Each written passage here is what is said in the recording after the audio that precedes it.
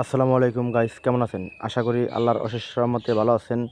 তো viewers, internet সমস্যার কারণে ভিডিও দিতে পারি নাই, এজন্য আন্তরিকভাবে দুঃখ প্রকাশ করছি। তো আমার ভিডিওতে যারা নতুন তারা দয়া করে সাবস্ক্রাইব করে দিবেন, আর সম্ভব হলে ভিডিওটি শেয়ার করে দিবেন। তো ভিউয়ার্স, সঙ্গেই থাকুন। তো ভিডিওর মূল বিষয় হলো সাইপ্রাস ওয়ার্ক পারমিট বিষয়ের বর্তমান আর কি। তো সঙ্গেই থাকুন। সাইপ্রাস এমন একটি দেশ যা ভূমধ্যসাগরের মাঝখানে একটি দ্বীপরাষ্ট্র। আর এই সাইপ্রাসটি মূলত দুই ভাগে বিভক্ত, নর্থ এবং সাউথ সাইপ্রাস। নর্থ সাইপ্রাস সাধারণত তুর্কি দ্বারা নিয়ন্ত্রিত এবং সাউথ সাইপ্রাস গ্রিস দ্বারা নিয়ন্ত্রিত। এই দুই সাইপ্রাসেই কিন্তু বাংলাদেশ থেকে ওয়ার্ক পারমিট ভিসা হয়ে থাকে, কিন্তু কিছু কিছু সময় আছে সাউথ সাইপ্রাসে কিন্তু বাংলাদেশ থেকে ওয়ার্ক পারমিট ভিসা হয় না।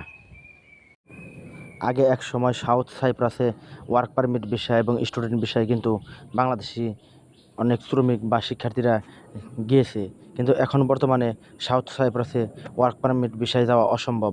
তো যারা যাবেন, যদি কোনো দালাল বা এজেন্সি বলে যে আপনাকে সাউথ সাইপ্রাসে নেওয়া হবে, তাহলে সেটা কিন্তু অসম্ভব। সেটা আর কি প্রতারণার চক্রে পড়তেছেন আপনি। তো প্রতারণার ফাঁদে পা না দিয়ে আপনি ইচ্ছা করলে যেতে পারেন নর্থ সাইপ্রাস, যেটি তুর্কি দ্বারা নিয়ন্ত্রিত। আর এখানে কিন্তু বর্তমানের স্যালারি অনেকটা ভালো।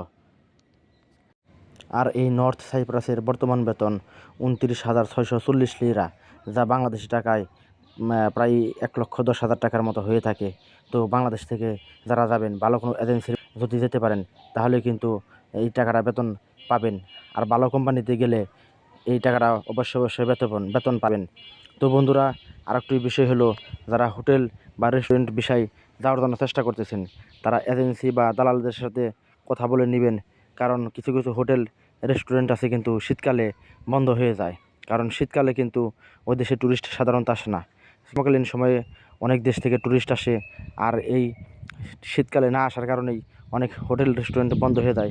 সেক্ষেত্রে কিন্তু আপনার জবটা কিন্তু শীতকালে নাও থাকতে পারে, সেক্ষেত্রে কিন্তু আপনি একটা ভোগান্তির মধ্যে পড়ে যেতে পারেন। সো তো যারাই আর কি যাবেন, তারা দালাল বা এজেন্সির সাথে কথা বলে নেবেন, কারণ এই বিষয়গুলো কিন্তু কোনো এজেন্সি বা দালাল আপনাকে খুলে মেলে বলবে না। তাই আমি আপনাকে বা আপনাদের ভিডিওর মাধ্যমে বলে দিলাম বিষয়টি।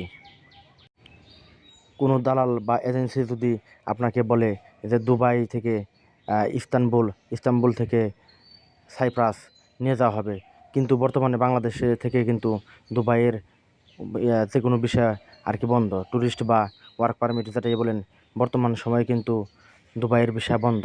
তো দুবাই থেকে কিন্তু আপনি ইচ্ছা করলেই তুর্কির ইস্তানবুল যেতে পারবেন না। তো এই বিষয়টা সাবধানে থাকবেন। এই বিষয়টা কিন্তু কোনো দালাল আপনাকে নাও বলতে পারে। তো দয়া করে প্রতারণার ফাঁদে কোনো ক্রমেই পা দিবেন না। নর্থ সাইপ্রাসের বর্তমান অবস্থা কিন্তু অনেকটা ভালো আগের তুলনায়। তো যারাই যাবেন, দালালদের সাথে ভালো করে কথা বলে নেবেন। কোনো ক্রমেই ওদের প্রতারণার চক্রে পা দিবেন না, কারণ দালাল কিন্তু আপনাকে প্রতারণায় ফেলতে পারে। আর সাইপ্রাস সম্বন্ধে ভিডিও আগে একটি দেওয়া আছে, আর এটি আমি ডেসক্রিপশন বক্সে দিয়ে দিব। তো বন্ধুরা, ভিডিওটি কেমন লাগলো দয়া করে কমেন্ট বক্সে জানাবেন, আর সম্ভব হলে শেয়ার করে দেবেন। নিত্য নতুন ভিডিও পেতে দয়া করে চ্যানেলটি সাবস্ক্রাইব করবেন। তো বন্ধুরা, ভালো থাকেন। আসসালামু আলাইকুম।